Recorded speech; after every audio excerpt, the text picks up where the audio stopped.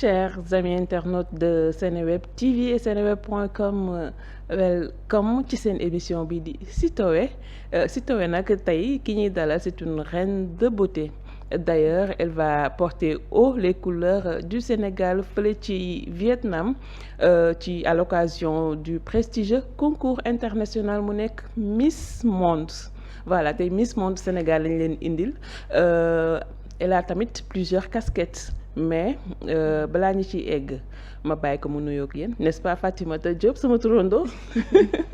salaamaaleykum maa ngi nuyu ñëpp ñi seetaan maa ngi tudd Fatoumata Diop di représentante au Sénégal Miss Monde 2026. Macha allah tu es toute belle. merci beaucoup. da nga agsi rek gars yi ne xanaa Miss la. merci c'est gentil. Voilà ma fàttali rek fan yi ñi génn fële ci centre culturel Blaise Senghor ñu amaloon fa benn élection ak comité Miss Sénégal bi à sa tête Amina Badiane ñi koy nuyu au passage. ba ñu tàbbale yow def la Miss bi war a dem représenter Sénégal fële ci Vietnam ci 78e édition Miss Monde la. 73e oui. D'accord comment ça s'est passé nan lañ la tànnee yow yan critères la c'était comment déjà. bon casting bi ñaari casting la woon dafa njëkkoon am benn casting de présélection. ensuite casting bi passé bi ñu ma tànnee moo nekkoon finale bi si la gagnewee.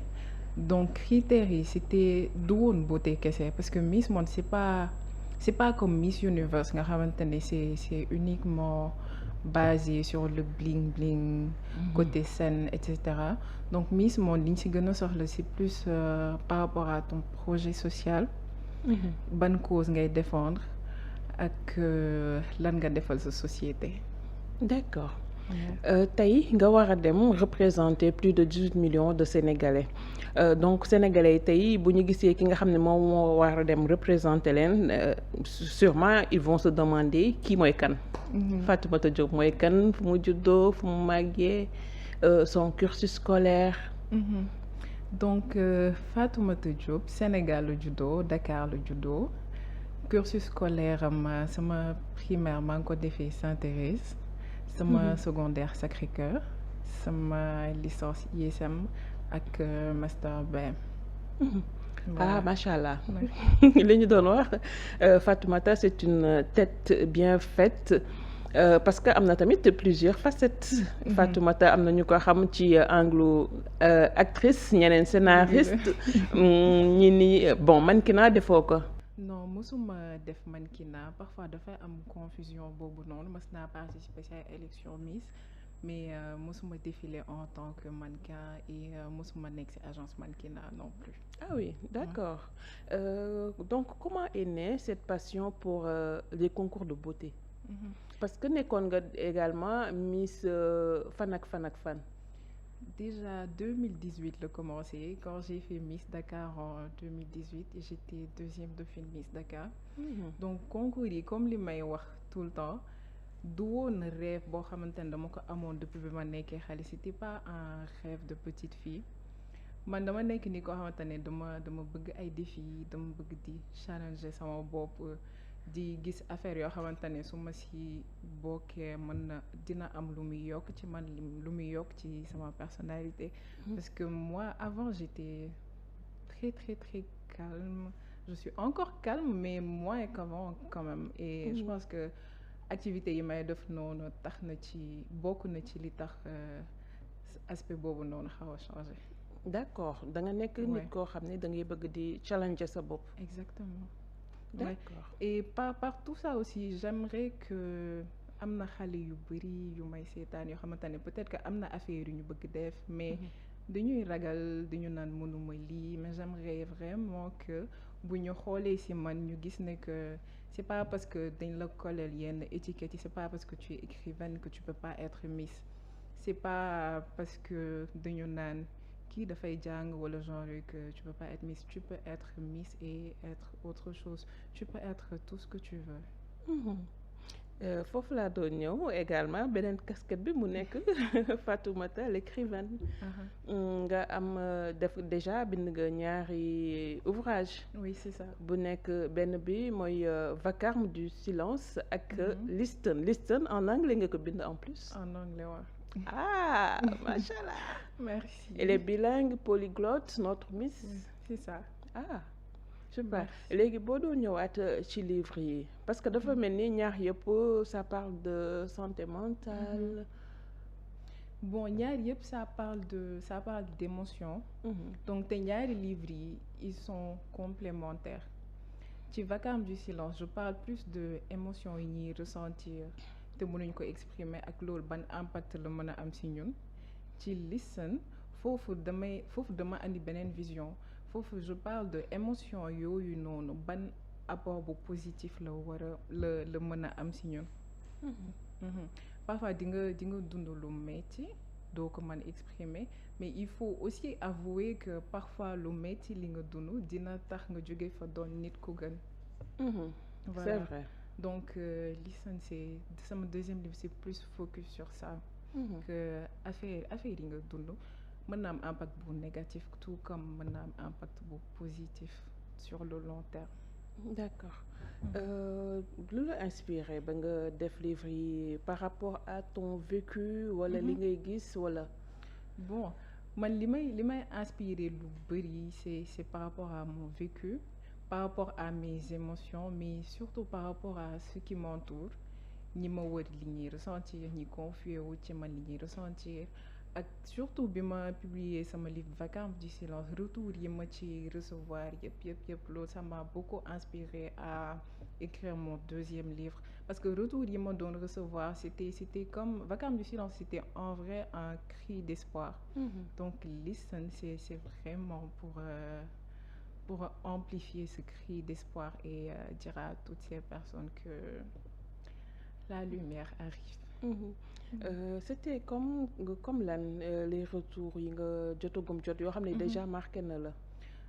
waaw am na retour yoo xamante ni retour yi ma ci gën a marqué mooy retour nit ci doon naan dañoo ko trouvé wu ci livre bi que dañuy am émotion yoo xamante ni dañ koy bëgg exprimer mais duñ ko mën.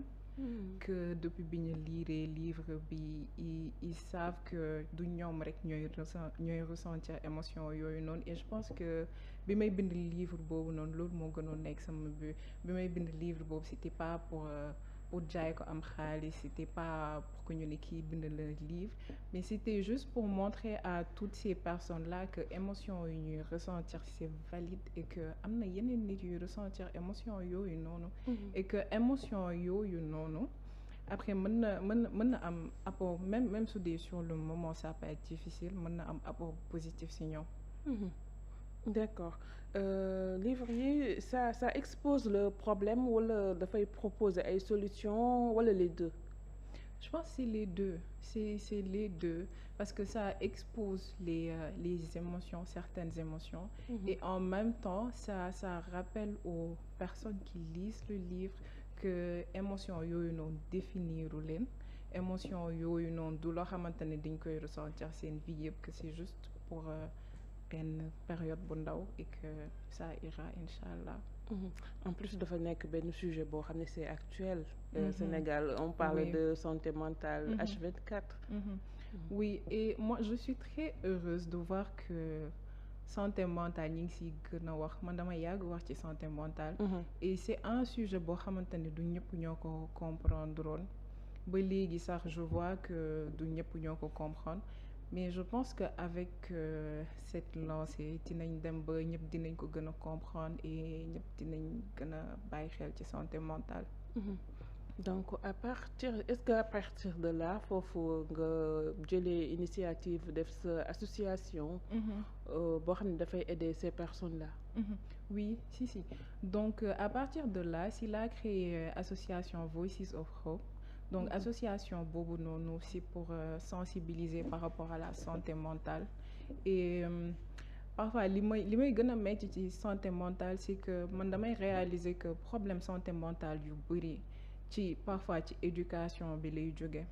ci éducation bi lay jóge problème santé mentale yi mag yi di am lu ci ëpp depuis biñ nekkee xale lañ ko commencé am mais c'est parce que dañoo nekk ci société boo xamante ne dañoo jàpp ne xale warul am problème.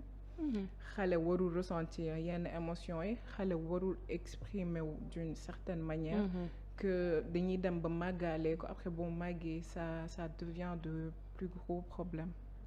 Voilà, donc moi j'aimerais vraiment sensibiliser les parents à ce que ñu bàyyiwaat xel seen doom yi xam ne que loo nekk xale say émotion c'est valide.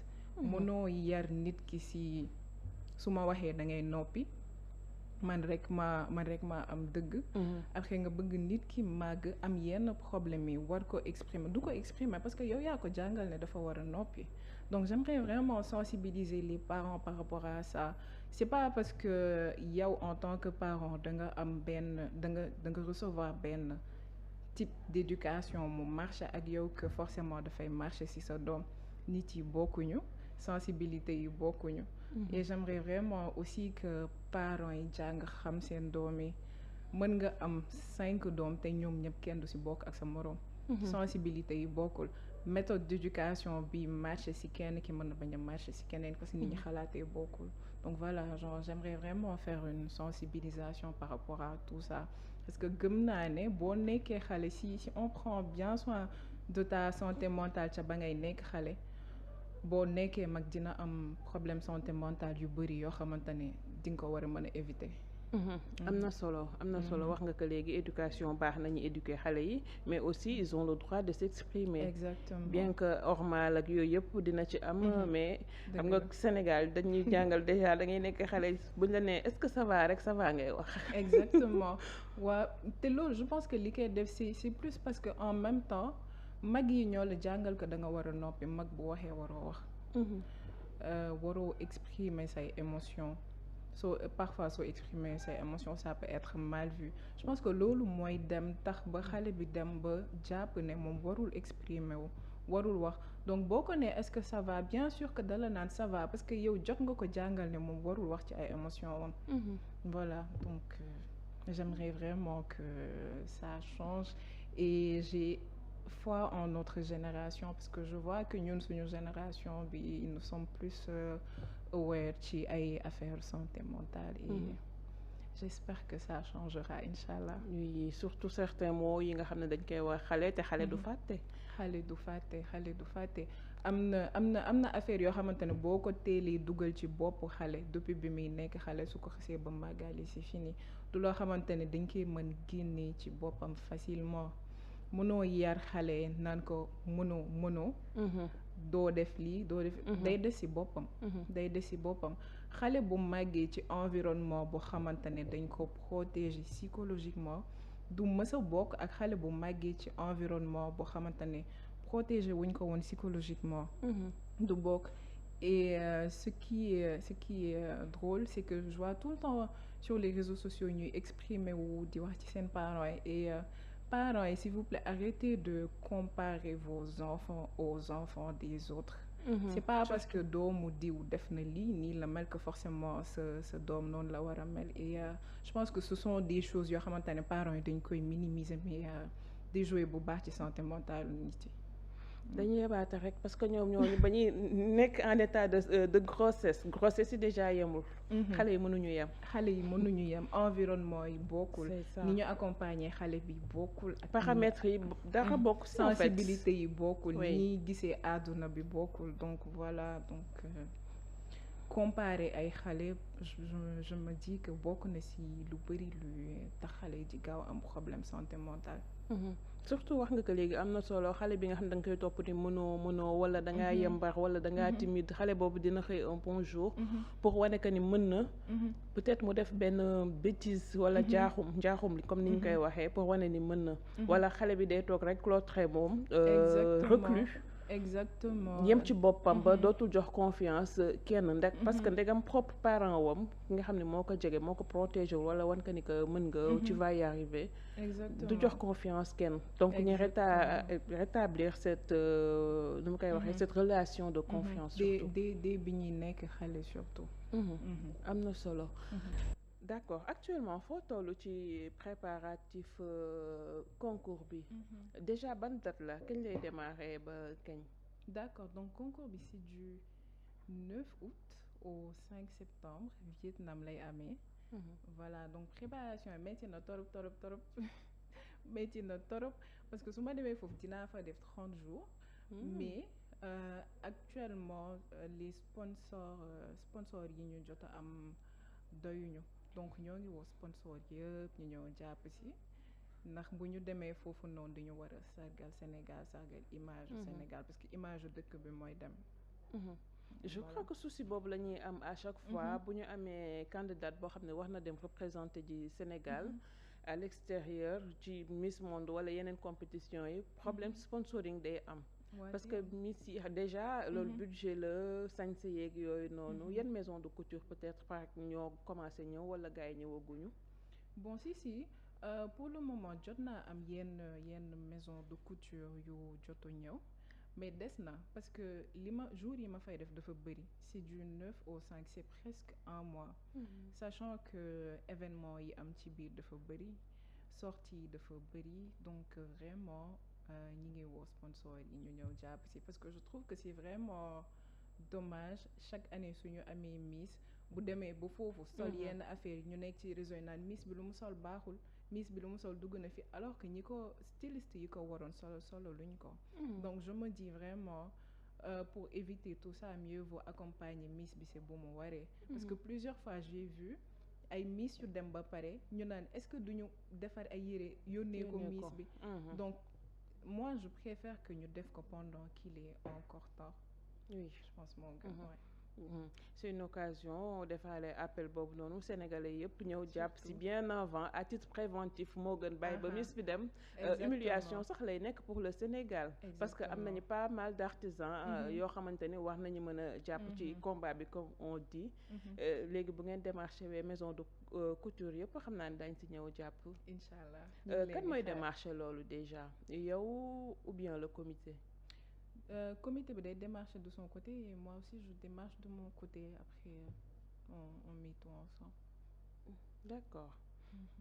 Parce que bëggatuñu li fi doon am daal di amaat voilà Sénégal nekk comme ni ñu koy waxee la risée du monde. Exactement c'est vraiment dommage sachant que Sénégal am na fii nii ay designers yoo xamante ne ils sont à la hauteur de tous les concours internationaux donc ce serait vraiment dommage ñu dem foofu noonu bañ a wane savoir-faire bi am Sénégal parce que mën nañ dem foofu noonu yeneen dëkk yi foog ne Sénégal amul designer ba alors que am na fi et ce serait vraiment dommage foofu laa doon ñëw ce serait une occasion également de faire valoir gën a wane la créativité sénégalaise le made in Sénégal parce que dañuy def gis naa dañuy def yu traditionnel yu rafet mais yu moderne également yu rafet te Sénégal léegi lépp am na fi lépp loo war a mën dem jënd ko ci yeneen dëkk yi am na fi ba pare donc voilà c'est l'occasion de se montrer.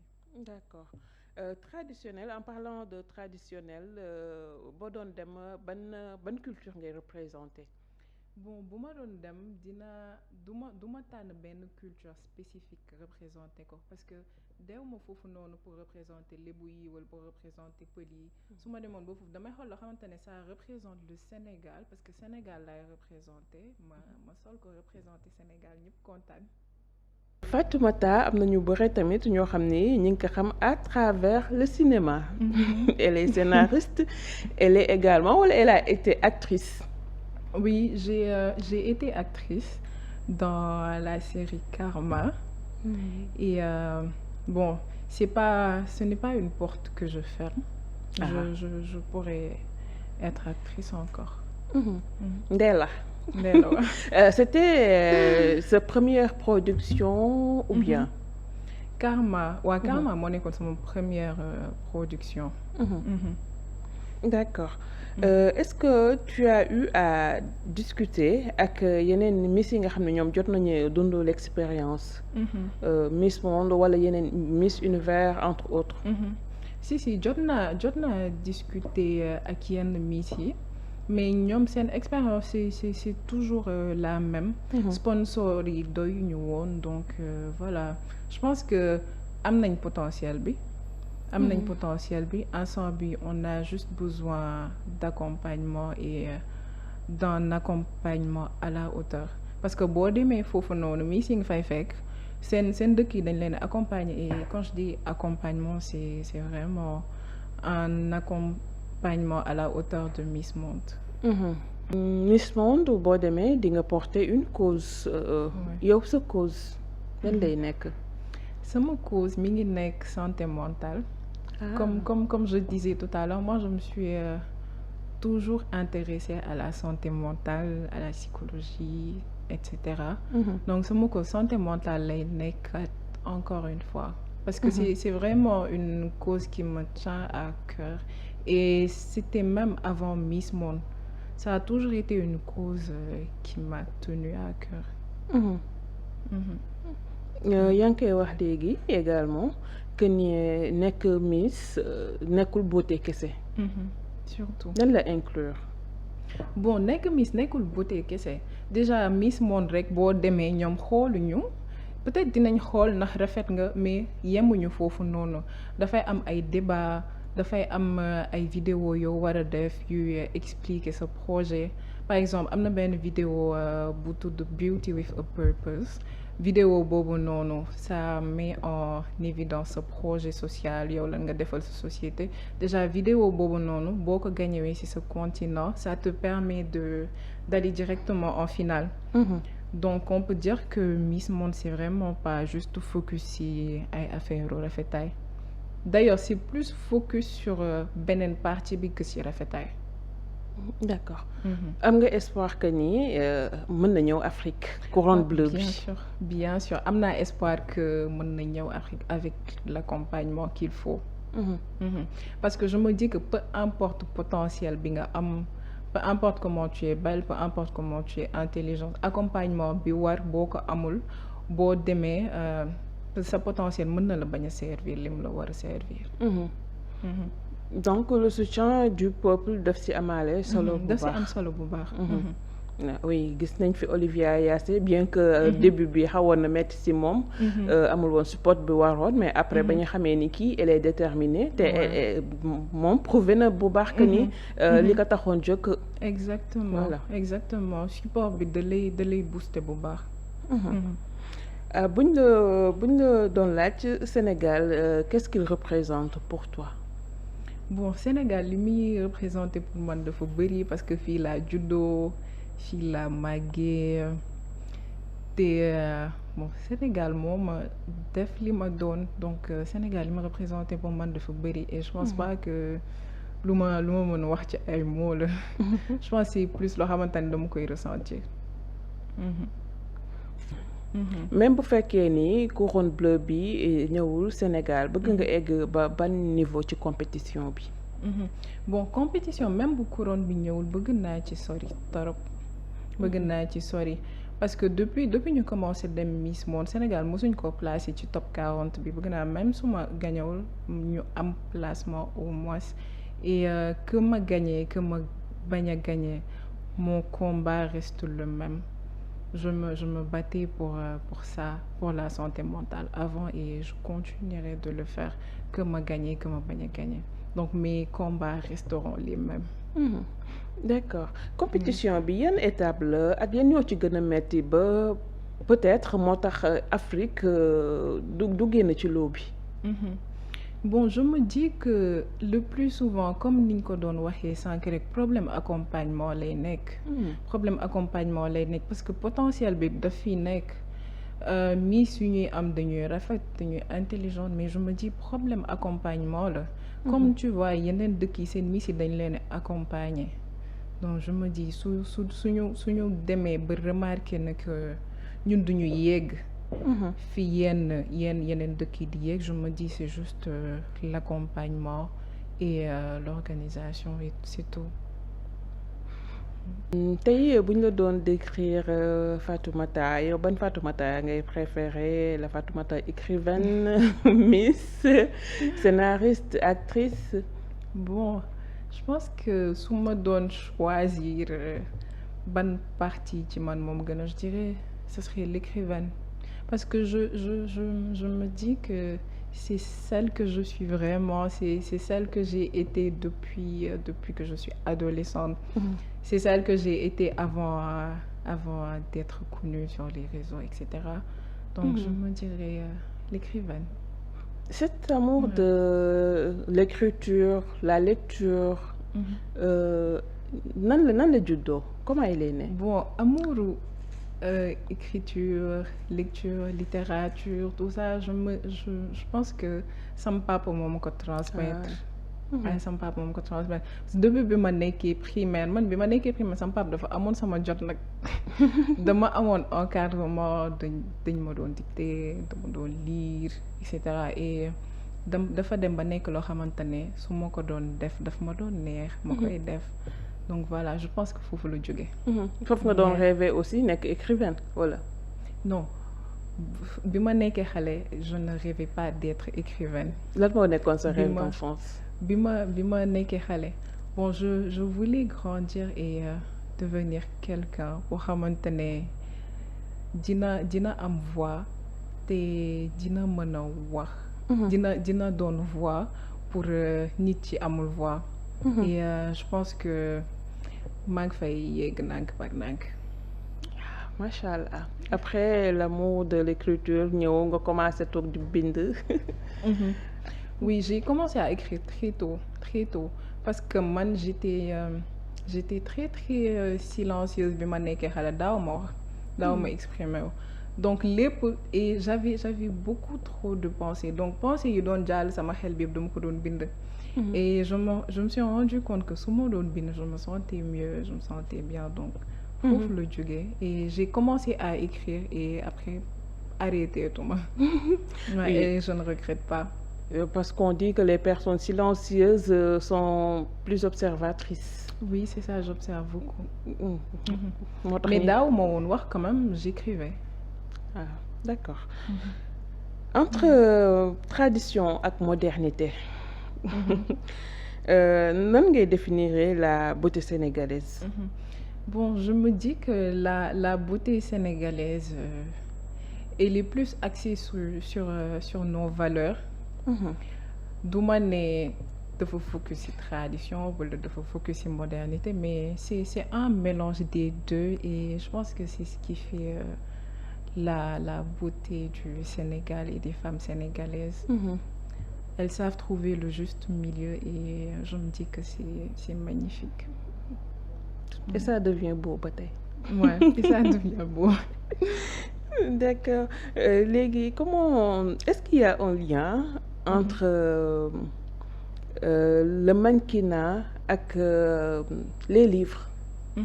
Oui, je me dis qu'il y a un lien parce que livre yi booy bind tu écris pour que nit yi ressentir émotion yooyu noonu xam ne que am na ñeneen ñuy ressentir émotion yooyu noonu pour ñu am voix boo nekkee Miss aussi daf lay jox plateforme pour nga waxal nit ci amul voix donc je me dis que ñaari ça se rejoint et c'est complémentaire et ça peut vraiment créer quelque chose soo ko utiliser bu baax pour mener tes combats.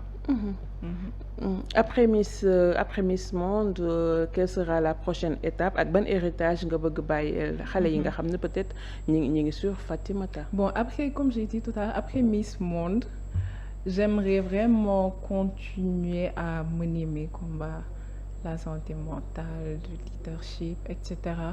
donc pour xale yi may seetaan héritage bi ma leen bëgg bàyyil mooy ñu xam ne que kenn mënul définir seen ay limites à part ñoom.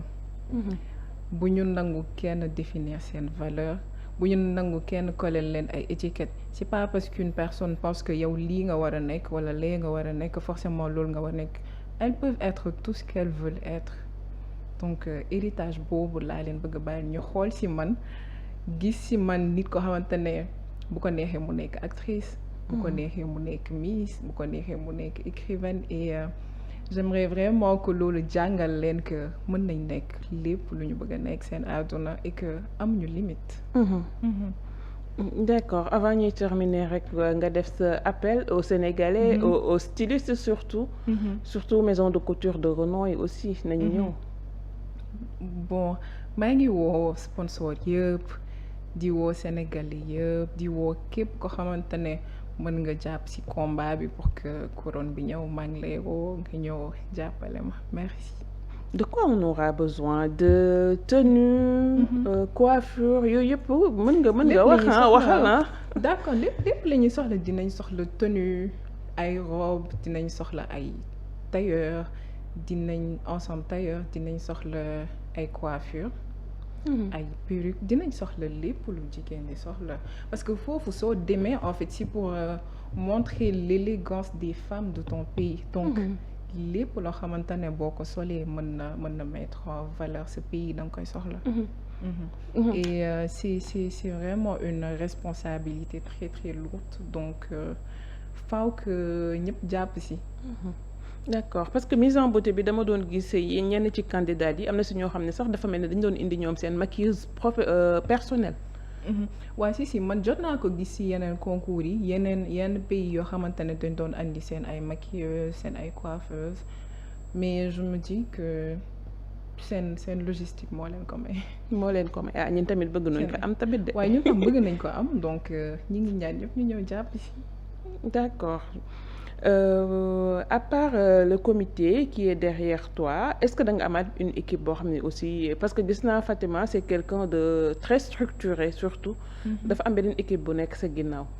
Non pour le moment je n'ai pas d'autres équipes mais am naa quand même samay nit samay xarit yoo xamante ne taxawuñ di ma seetaan ñi ngi may seetal ay sponsors de leur côté ñi ngi may contactel designer yi ñu xam ku nekk daal yaa ngi def ce côté pour que tout se passe bien. Que toutes les portes s'ouvrent. Inch'Allah. ñu dem à la quête de la couronne bleue looy wax par rapport au concept émission bi di Sitoé nga xam ne dafay célébrer les femmes leaders comme Aline Sitoé Diatta suñu moom. Concept bi maa ngi koy rafetlu lool maa ngi koy rafetlu bu baax a baax genre c'est un concept que j'aime beaucoup parce que d'habitude société bu ñu nekk dañuy jàpp ne que leader peut-être góor kese la war a doon mënul doon jigéen. Donc émission bi c'est un moyen de rappeler que le leadership féminin existe et lu ma neex la. D'accord sur ces mots c'est la ñuy tëjee sax émission bi merci beaucoup. Merci Fatima. C'est un plaisir dalal la ñu ngi ñaan aussi. nga egg fu sore ba ñu dara laaj la fii également. Inch'Allah. ba indi couronne bleue bi. Inch'Allah mën na nekk. Inch'Allah bu ci sénégalais yi jàppee rek mën na nekk comme on dit l'union fait la force. Voilà ma leen di jox rendez-vous très bientôt ak beneen Sitoé incha allah.